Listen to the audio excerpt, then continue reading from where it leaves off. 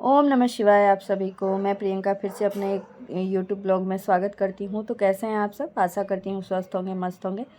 तो आइए एक नए ब्लॉग की शुरुआत करते हैं। ये ब्लॉग होने जा रहा है इतवार व्रत का, अगहन का इतवार। जो भी हमारे तरफ के होंगे, बिहार से होंगे, उन्हें तो ये पता ही होगा। सबकी मम्मियाँ जो भी हैं, भाभी दीदी, सब लोग करते ही हैं।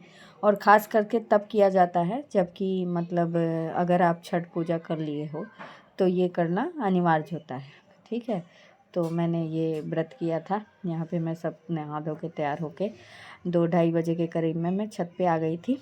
वैसे तो होता ही है 12 बजे के बाद कभी भी कर लेते हैं, लेकिन ऐसा था कि बेटा मेरा ट्यूशन चला गया था, तो मैं कही कि जब आ जाएगा तभी करेंगे। तो आया थोड़ा लेट, फिर नहा धो के भी तैयार हुआ, फिर हम लोग छत पे आ गए यहाँ अर्घ देने के लिए।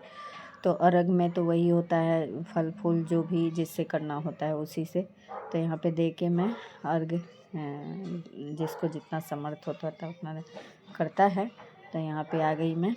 और यहाँ केला का पत्ता, ये तो है कि मतलब टाउन में भी सब चीज़ मिल जाता है। तो ये व्रत जो होता है वो चूड़ा दूध और गुड़ से किया जाता है, और बाकी फल उल से अर्घ देते हैं सूर्य भगवान को। तो यहाँ पे मैं अर्घ दे के और नीचे आ गई। और ये अग्रासन मतलब निकाला जाता है भगवान के नाम का। और फिर ये छठ वाला तो अग्रासन लोग कहते हैं, मतलब प्रसाद के रूप में लोग खा लेता है। और यहाँ पे देखिए मैं अग्निदेव को भी देते हुए।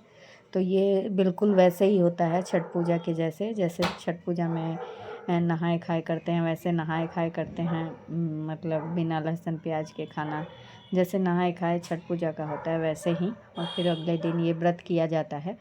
और इस व्रत को भी बहुत मतलब लगभग सबके घर में होता है और बहुत श्रद्धा से भी मनाया जाता है। हमारे तरफ में भी ये सब व्रत हमने देखा है, हमारे दादी बाबा सब लोग करते थे, मम्मी पापा, मतलब सबको देखते हुए आए हैं। और ससुराल साइड में भी सब करते हैं, और ये मायके से भी। तो जो भी भाई हमारी घर की परंपरा है उसे तो निभानी ही है। तो मैंने इस बार आपने देखा होगा पीछे ब्लॉग या शॉर्ट्स में मैंने छठ पूजा किया था। तो यहाँ पे मैं वही छठ पूजा के बाद ये व्रत करना होता है तो की हूँ। तो यहाँ पे सब मेरा ग्रसन वगैरह हो गया, पूजा पाठ। फिर बच्चे भी आके यहाँ पे माथा टेक रहे हैं। तो भगवान से भाई यही अर्ज लगाया जाता है कि जो भी हमारी दुख परेशानी है उसे ख़त्म करें, हर लें।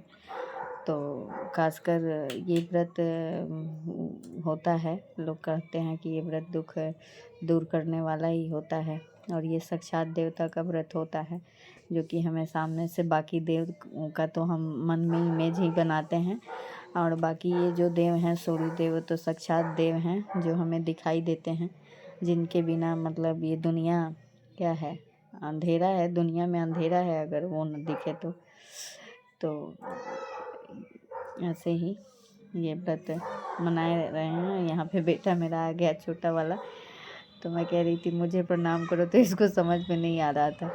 फिर जैसे मैं पैर आगे की तो फिर प्रणाम किया और फिर टीका लगवाया। तो सेम वैसे ही किया जाता है। हाँ, खरना वगैरह में आपने देखा होगा ऐसे ही बैठते हैं और फिर पूजा पाठ करते हैं। और हस्बैंड जी मेरे बिजी, छुट्टी वाले दिन भी इनका एकदम बिजी शेड्यूल रहता है, कॉल आएगा।